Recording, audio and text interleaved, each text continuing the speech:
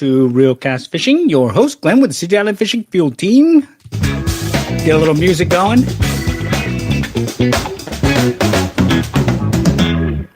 All right, well, I got a little late start. I had some honeydews that I had to knock out real quick. We're getting a freezer to replace the old freezer, and went ahead and put some insulation in there so that in the garage, so that things will stay a little bit cooler, hopefully this summer. It's just this garage door kit that you can put on there, and well, it seems to work. So I'm pretty happy with it. It looks really good. So, but hey, let's talk fishing. But before I go there, I need to have a little light beer here. Yeah, definitely hot out there.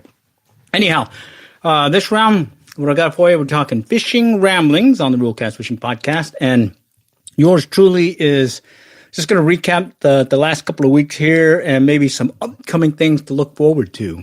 But before we go there, let's go ahead and say howdy. Let's see. I think there's a way that I can say, well, there's got to be a way to say something. Top chat, live chat, all invisible, blah, blah. I can't tell. Anyways, if you have any chat stuff to add in there, go ahead and throw it in there, and I will hopefully be able to answer the question. It should show up in the little pop-up screen. Okay, so realcastfishing.net. This round we're talking Lower Illinois River. I'm doing some fly fishing there. The kayak fishing, specifically some trolling that I did, and then some quick tie, fly tie videos that I've been posting here recently. So let's start out with the Lower Illinois River. So for those here in the North Texas area, Dallas, Fort Worth, there are some opportunities for trout fishing that are outside of the normal trout stocking season here in Texas, which runs from March to from November to March, February, March, more likely. Let's see. First closest is the Blue River. About an hour and a half, under 2 hours to get there from the Metroplex. And that one is a seasonal trout fishery. And so it runs from November to March. But that said, there are two within a day trip distance from the North Texas area where you can run up to Oklahoma. It's a year-round trout fishery. You've got Lower Illinois River, which is near Gore, Oklahoma, and then you've got Lower Mountain Fork, Lower Mountain Fork, which is part of Beaver Bend State Park. I've been to both of them, but most recently Lower Illinois River, and I kind of tend toward the Lower Illinois River because it just seems a little bit more easier to catch fish. On top of that, you got the opportunity for some striped bass, and there were some striped bass caught this past weekend that we went, but unfortunately, yours truly didn't catch any, as well as in our party.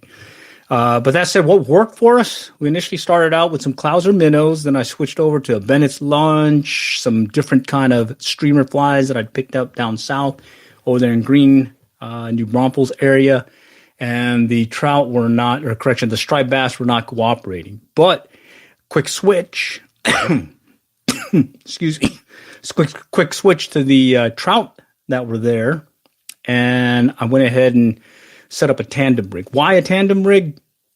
Because in my past videos, every single time in the past, it seems like I use a tandem rig, some kind of streamer, be it an olive near deer or a woolly bugger or a mop fly, followed by some kind of, be it a nymph or a power worm, in this case when we're using power worms, as well as a San Juan worm. And so while I was out there, went ahead and set up a tandem rig, went with a squirmy San Juan worm, which is made out of this little squishy, whooshy, tentacle-like thing, and tied that on there and had some really good success catching some of those trout at the Lower Illinois. You did have to kind of work the seams where the faster and slower water were coming together, as well as further down, downriver where the rocks were while we were fishing. Another individual was fishing the seams as well, tending to one side of the river. And then later on, I saw several people hooking up more mid-river And so the trout were there, and I suspect that, well, they're still there. Additionally, you don't need to bring full wading gear. It's that time of year where you can go out and do some wet wading. So bring your wading boots and make sure you have some cleats on them, and have at it. Go and put on some shorts and go in the river and wade it. Just be careful where you step, as the water does flow at some places fairly strong. But Lower Illinois, I had some really good opportunity there. Almost limited out. I caught and released several. Was trying to get something bigger. Did lose a bigger one. But overall, yeah, that was a pretty good trip. And then from there, switched over to some kayak fishing, specifically kayak fishing, but the trolling type, where you just throw a slab and jig rig and you see if you can get something to strike. Well, I went out this past weekend and guess what? Excuse me. Guess what? All the parks were closed, according to the park attendant. I did hear from some other folks that 5 of the parks and boat ramps have opened over here at Lavon. So, hey, it's a good time to go back out there this weekend, maybe. Anyhow, went out there to Collin Park Marina. It's a private marina, so you had to pay to get in. But I was able to go and put in there and spend a good 5 hours of kayak trolling, and it was brutal. Didn't get anything, but I finally I did get one as I was trying to move from one spot or another. I sped up in kayak in the paddling, and boom, I got a white bass, which was just big enough. It was a keeper that I was able to go ahead and try out that new Dexter Basic Fillet fishing knife. It's like $15, but it's really sharp, and it made short order of that thing. And I was able to try out some new recipe with it. So little appetizer. There's only one fish. So that said, previous to that, I did do some kayak jug lining, put out the jug lines, set jug lines, and although the lake is up, you can get your shad at the boat ramps, throw the cast net out there, and boom, you should have enough to do a round of jug lining and get you some catfish and, well, maybe have a fish fry. So that is what was happening there. And then switching over to some other things, hit some ponds and whatnot, did some fly fishing, tried some different lures and whatnot, and fishing flies. Bluegill are still out and about in different places. Put on your polarized glasses, look for them, and see if you can do some sight casting toward them, maybe adjust the fishing flies to maybe if they're tending on top versus below. But anyhow, that is kind of the things that I've been doing out and about. I have been posting some other videos specifically on, well, dad jokes, because you got to have a joke. You got to keep your sense of humor. But on top of that, I've been putting these quick tie, fly tie videos, as well as some little snippets of some fishing related things. I think, let's see, the most recently, I think I posted the Clouser Minnow fly tie. I'm going to put that San Juan Squirmy Wormy quick tie fly tie as well. And then did touch base on a couple of past live streams, the Amazon live streams where I convert them over into YouTube and rebroadcast them. We're talking the nail knot tying tool, tandem rig fishing flies, as well as the whip finish tying tool or whip finish tool. Those were pretty good. And then let me look at my notes here. Where are my notes? There they are. Okay. Okay. Yeah, so the quick tie videos, been getting some good movement there with some of the folks that are checking it out. But that said, I think the next one I'm going to be doing, let's see, I'll rebroadcast that quick tie, fly tie, San Juan worm. And then I'll probably prep for a slab and jig rig live demo. What that is where I'll show you where I take a slab and how I set up that rig, because over the years I've noticed that as I'm fishing a slab and jig rig, bouncing bottom, or I end up hooking onto something in the lake. Used to, I would try pulling or undoing it, and it'd break off and I'd lose my whole rig. Instead, what I do now is I take a 30-pound main line, and then I tie a blood knot to it and put the slab rig as the trailing trailing lure, and then I'll do some sabiki style jigs, crappie jigs, or some of these fly ties that I do on a 12-pound or 15-pound test, so that if I do hook onto something, I can pull pretty hard, and I know that it'll break off only at that one point. And when I do that sabiki rig, you can retie those quickly so that you're back in business fairly quickly. So stay tuned for that one. I'll do one on Amazon, and then I'll rebroadcast it again for the YouTube folks. Let's see. Other things. Hey, maybe some of y'all have any questions? I'm open to it. Let's see. I'll go into the live chat section. Nothing. Let's go to top chat. Nothing. All right. Okay. Well, let's see. I don't see any. Nope. Okay. All right. Anyhow, so just to recap again, kayak fishing, it's in full swing this time of year. Just you got to find a place that's open. In this case, because our lakes are pretty high, a lot of the parks are closed. But over here at Lavon, did hear that there's at least 5 locations that are back open again. So maybe this weekend, go out there and give it a try. Let me know how it goes. Definitely interested how the bite's going on. Initially heard from folks that they made it up to Texoma, Lake Texoma, fishing the main lake proper instead of the tail race, and did some good things with some striped bass over there. So hey, keep that in your back pocket if you are in the mood. Just remember, you go to Lake Texoma, you have to have a Lake Texoma license. If you fish the tail race and you stay on land on the Texas side from the dam itself to Shawnee Creek, you can fish on the land proper with a Texas fishing license. As soon as you go into the water, as well as you go past Shawnee Creek, or if you go to the Oklahoma side, you're going to have an Oklahoma fishing license. Which does bring me, I might as well get an Oklahoma fishing license, because you have that chance over there at some striped bass at Denison Dam, that tail race over there that makes the border of Red River or the Red River border for Oklahoma and Texas. And on top, that opens you up to fishing the lower Illinois River, as well as the lower Mountain Fork. From a lower Illinois River, I've had some questions come up about where we fished. Typically what we'll do is we'll start at the generation plant where you park up there, and you go from there and start working that area, and then you go further south to the first fishing area. Donald Hong, hi. Hi, Donald. Do you have any questions? Maybe some fishing comments, maybe some suggestions as to maybe some fishing in your area. I mean, this is more of a fishing ramblings. We're not doing a formal podcast. Instead, I'm saving that for the Little Red Book of Fly Fishing podcast, where we'll go through the next set of tips. That one's going to have tips 101 to 105 next. And that's a good one to listen to, because I go read right out of the Little Red Book of Fly Fishing and just call out some key tips and whatnot. All right, cool.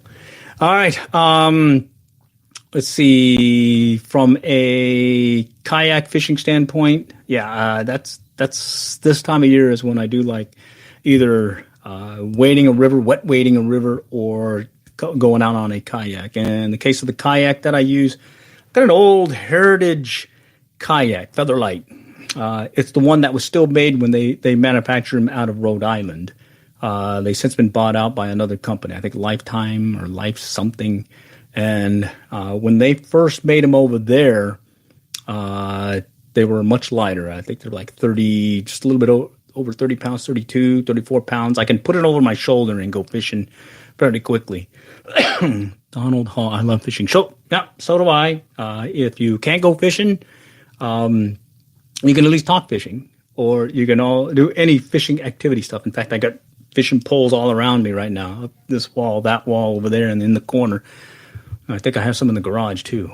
Yeah, but I do love fishing. You know, what is it? The tug is the drug. I have to agree. All right. Anyhow, some upcoming things in later this year. There's that annual trip that we make to Galveston. Go fish the Galveston fishing piers, as well as possibly Seawall Park or maybe some of the beach areas. And that'll be coming up in August. Just knock on wood with the different storms and whatnot and potential for a lot of hurricane activity. I might get sidetracked with that. But that said, do stay tuned for that Galveston fishing run. Sorry, I got this cough from all these allergies, so I better take some beer. Light beer, of course, because I got to stay healthy. All right. Let's see. Other things. Let me go back to my notes. Okay. Dexter fillet fishing knife. I talked about it earlier. I think some new folks have joined on. I want to talk about that one because so over the course of the years, I went with several different fishing fillet knives. The Rapala,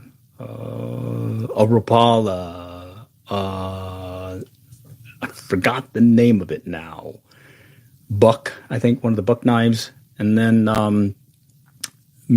Mr. Fisherman, the electric fishing knife and whatnot. Well, I found out that one of the preferred fillet knives that are used by deckhands is and it's made by Dexter, is the fish fillet knife. There's one called the 1370 that has a wooden handle that is easily sharpened. And that's what I've noticed over the years is once I lose the edge on a particular fishing fillet knife, it's hard for me to get it back. And I've noticed I do better when I go with a high carbon steel one. Well, it turns out that they do have that. Let's see. I caught a 13 pound fish. Wow. What kind of fish was that? Definitely interested in that. 13 pounds. That's a bruiser. In that quick tie video, Clouser minnow that I posted earlier, that is a striped bass. I think it went 29 inches. I can't remember. Anyhow, that one, I caught that one. I caught that one on a 5-weight fly rod, and just after that one, a bigger fish took and spooled me. Took me down to the backing, and I couldn't turn them. I pulled all I could with that 5-weight. Took me to the rocks and wrapped me and broke me off. And then ever since then, I went to a 6-weight rod now with a little bit more backbone. So, yeah, it's been pretty good. 13-pound bass. Nice. Very nice. Oh, yeah. Let's see. What of other things? Maybe what's your favorite fishing combo or fishing rig? From a kayak fishing standpoint, what are the things you look for from a kayak standpoint? I think I wrote an article several years back that talks about getting started in kayak fishing, and it really comes down to when you're choosing a kayak, pick one that you're going to use. So what I found in my case, the one that I use the most is the one that I can load as fast as possible, as quick as possible, with ease. Like right now, and I timed it one year was just under 3 minutes from the time I start loading everything. I do have some stuff preloaded in the kayak, but it took just under 3 minutes. I can get my kayak in the back of my little pickup, throw on the straps, and head to the lake. And that is probably why I prefer that kayak, and I end up using it the most. I think sorry, let me have a beer.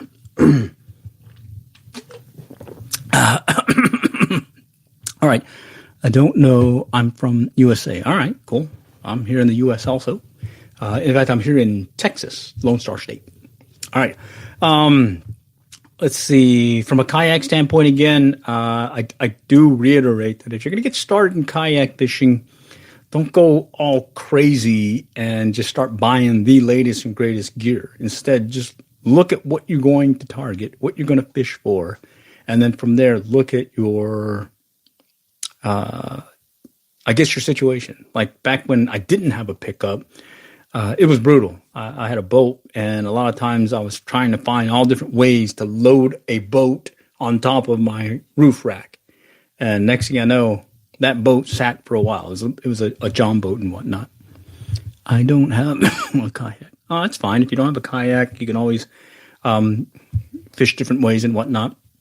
like this last round, Lower Illinois River, wet wading. It's that time of year where you can hit a river, and at least in our area, Oklahoma, Texas area, you really don't need to have any wading pants or waders on. You can go right in the water and fish. In fact, while I was there this last time, I had several folks go by just floating the river in their tubes and whatnot. So that's kind of funny. And what's funny is they go by, you say hi, howdy, everyone's having fun, and then guess what? The trout are still biting. They're still there. They don't care. These are stock trout, but it's been pretty good. I have a boat. All right, what kind of boat do you have? I have a John boat with a little 2.5 Suzuki outboard. I do have an old 6 horsepower Johnson, but I tend to not use that one because it's really heavy. That 2.5 Suzuki, I can lift that up with one hand, and it has an integrated fuel tank, so I don't have to worry about the gas tank like I do with the Johnson. All right. Any other questions? We're rambling now. In fact, let's see what I got on this sound deal. I think I got a little clapping here. No. What's this other thing? Yeah. Woo. Anyhow, it's Friday, so hey, maybe there's some folks out there getting ready to make some plans for this upcoming weekend for some fishing activity. Myself, I got some honeydews to do, and then on top of it, we ended up getting some tickets to the Ranger baseball game over here in Arlington. So tomorrow, I won't be fishing. I'll be watching a baseball game. But soon after that, I'm hope to go fishing the following morning, maybe just a quick trip and whatnot, because, well, the old freezer just died on me, or is getting ready to die. So we went ahead and ordered another freezer to go take the place of the one that we had for, almost 30 years. Yeah, that's a good run for it, eh? And then that said, I just started this podcast a little late. I got sidetracked with a honeydew. I was having to put some foam insulation to the garage door just to up things. A bass boat, nice. Oh man, one of those Ranger bass boats, maybe Skeeter bass boats. way back when I lived down South Texas over there by Choke Canyon Reservoir, Three Rivers, Texas. I remember seeing a lot of the bass boats and bass fishermen over there just tearing things up and running across the water. And yours truly, and back then I had a little 2 horsepower Johnson, little kicker motor that I had on that 12-foot John boat that I have. It's done me well. I love the John boat. I took that both out fishing salt water, the flats, Port Aransas area and whatnot, and had a good old time. I catch blueheads and flatheads off bluegill heads on 3-way. Nice, yeah.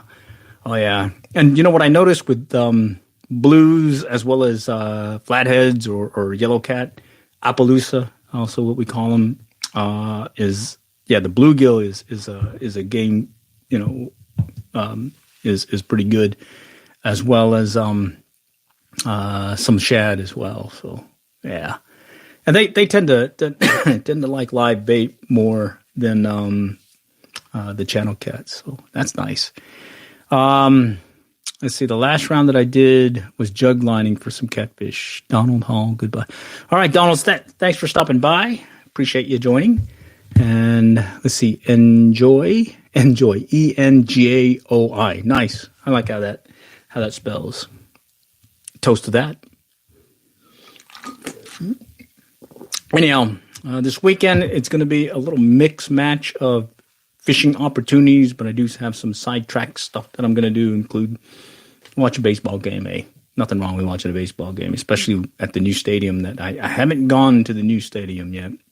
This one is enclosed versus the old one that, it wasn't enclosed and got really hot. Tended to go more in the evening versus the day game. So, hey, be fun. Let's see. Other things that I'd like to throw out there, maybe, or hey, I'm open to y'all throwing some things out too. Is because this is the fishing ramblings. We're just going to ramble on. I'm not sure how long y'all have on the online, but I definitely like talking fishing. Let's see. why don't I just grab something here in the room and we can talk fishing. Let's see. There's the 3D printer. All right.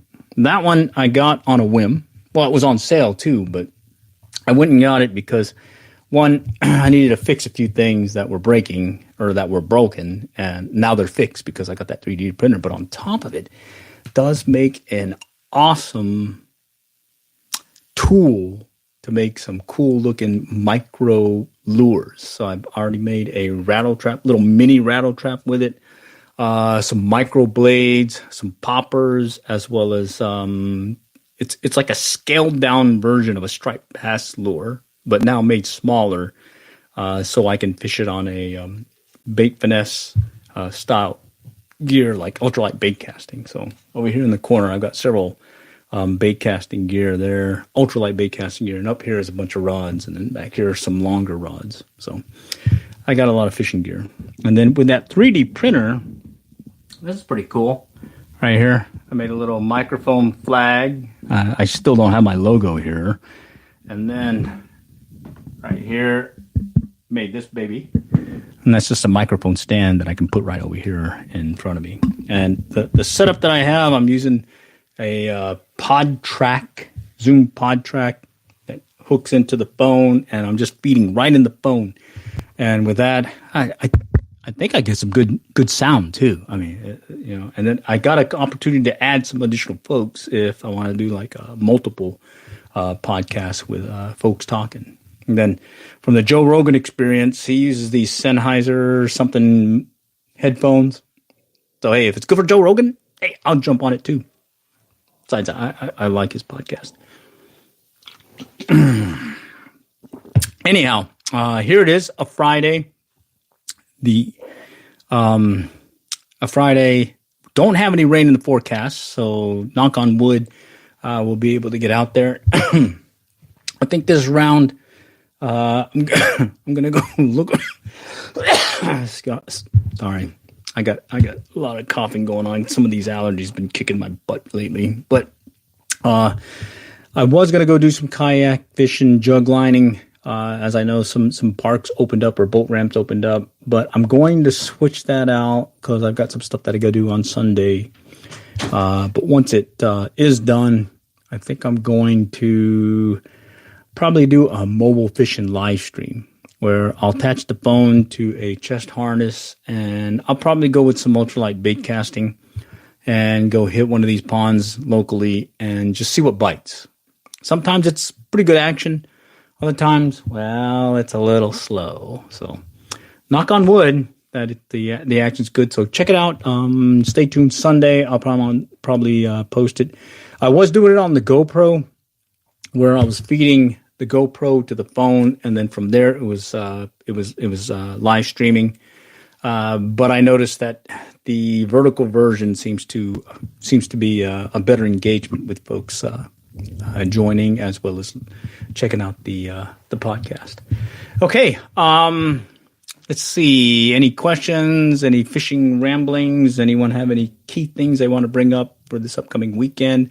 Maybe this upcoming summer, are there things happening that you want to be aware of? For yours truly, we got that Galveston fishing run, the run to the coast, and then I'm hoping to do a couple of more trips back up to Oklahoma, go for some more of those trout, as well as some of those striped bass. And then there is a particular lake that has, it's a mix between a sauger and a walleye. And there is a size limit for them, and they are stocked, or they are in a lake up in Norman, Oklahoma. So far, I haven't caught it. My fishing buddies caught one.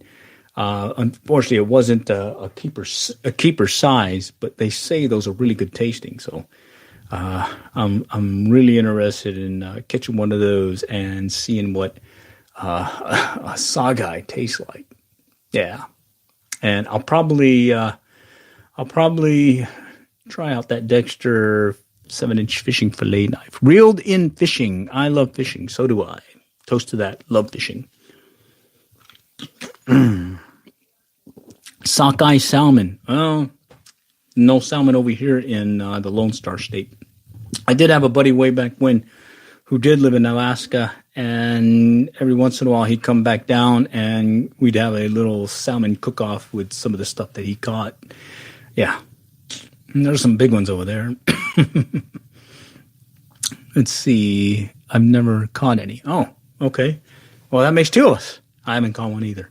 I did have an opportunity when I was living in Monterey over there in California. There was a couple of times where there was some salmon there, but unfortunately I ended up catching more of the, I think it was mackerel as I was catching, as well as a couple of run this other fish, and then of course striped bass. Yep. All right. Let's see some other things. Oh, from a upcoming standpoint, there are several things that I've got in the works that I'd like you guys to keep in your back pocket for some upcoming videos. Let me see if I can grab them real quick here. Plan on doing a slab and jig rig demo. So that's the slab and jig rig that I use when I'm kayak trolling.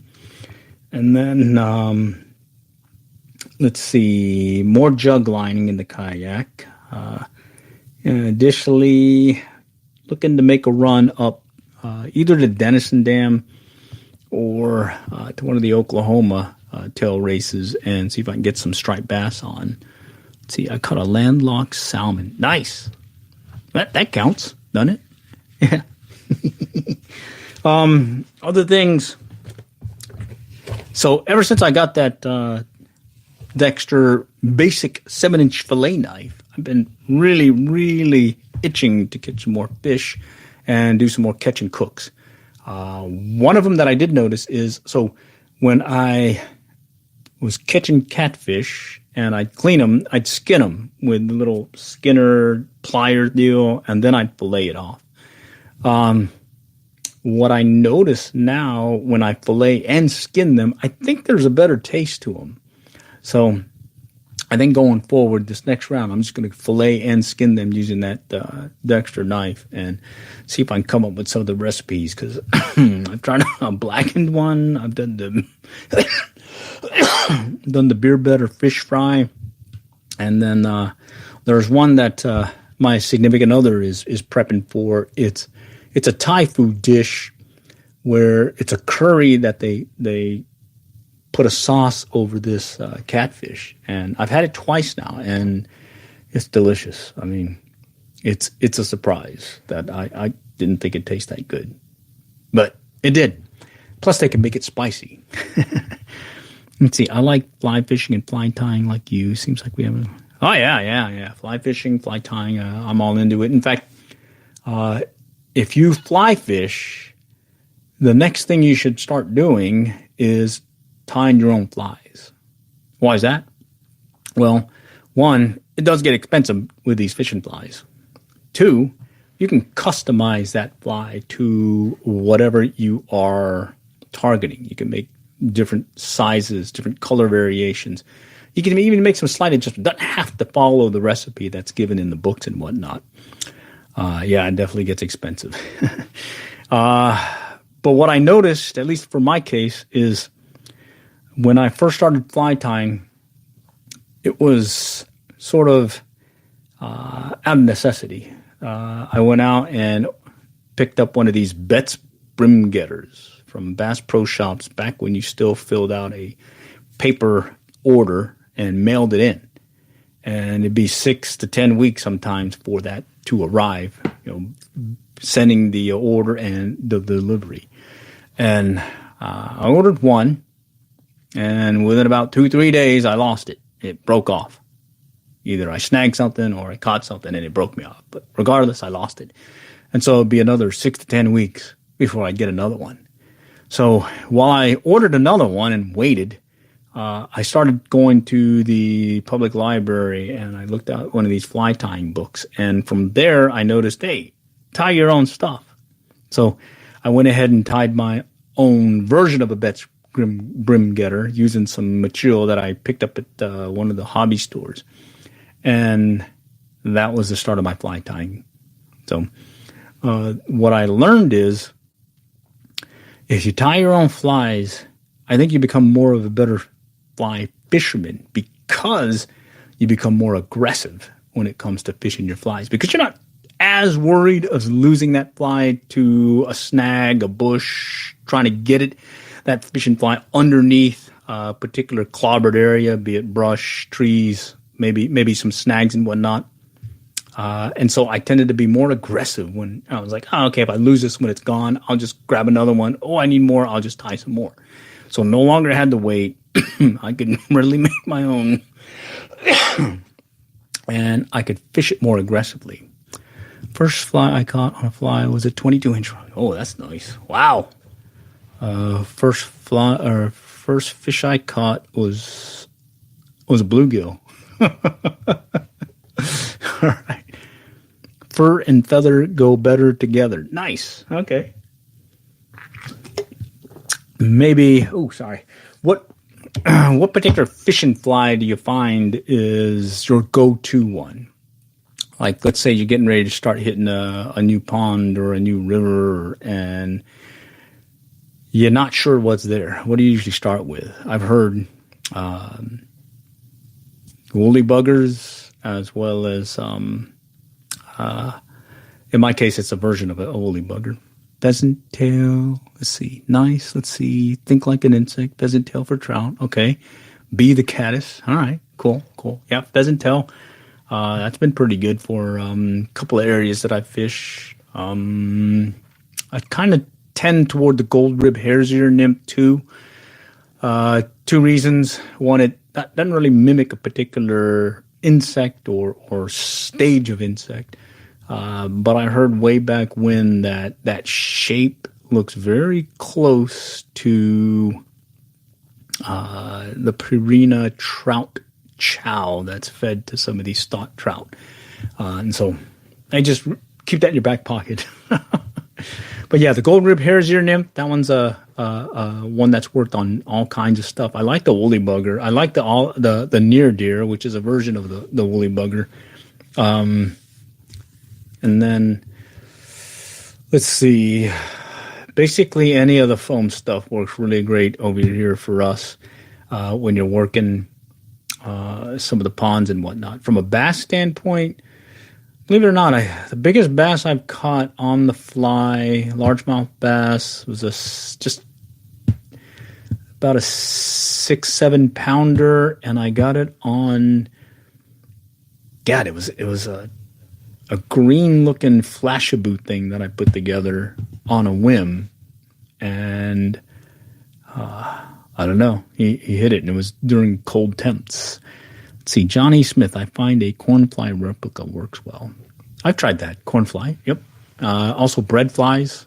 There's another one that you take a cigarette butt, tear it open, and grab that filter and use that as well to make your bread fly or cigarette bread fly. That's worked really good for, some catfish and whatnot in some of the ponds. Biggest marlin I got on the fly was 105 kilogram stripe. Very nice. I've not caught a marlin. Nope. From a saltwater standpoint, it's mainly been redfish, bluefish, striped bass, black drum, and then mainly more of your closer inshore species. Let's see. Take the silver from a cigarette packet, wrap it around the hook. Okay. Flashy fly and caught a bunch of brookies. Oh, cool. Nice. Yeah. There's all kinds of stuff that you can use to make a fishing fly. One of the ones that I was just trying to see what would happen is I call it the rectangle fishing fly. And what I did was I took some closed cell foam, same stuff that I use for grasshopper patterns and other foam spider patterns where I'm using a foam cutter.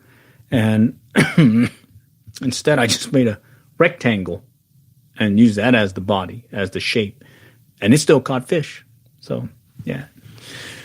There's a lot of stuff you can do. And yeah, saving a little money here and there just keeps you in the business longer to keep fishing more. All right. Well, I don't want to keep your Friday too clobbered with yours truly talking. I just want to touch base. That's our fishing ramblings episodes of the Real Cast Fishing Podcast. Next round, we're going to be going out with the Little Red Book of Fly Fishing series, going through tips 101 to 105. And then from there, do stay tuned. I'll have some rebroadcasts from some of the Amazon Live stuff that I've done, as well as stay tuned for some of the mobile fishing live streams where I just throw the phone on the chest harness and just go fishing and see what happens. The best fly ever made was the one that hooked me into shelling out hard-earned cash. I'm guilty.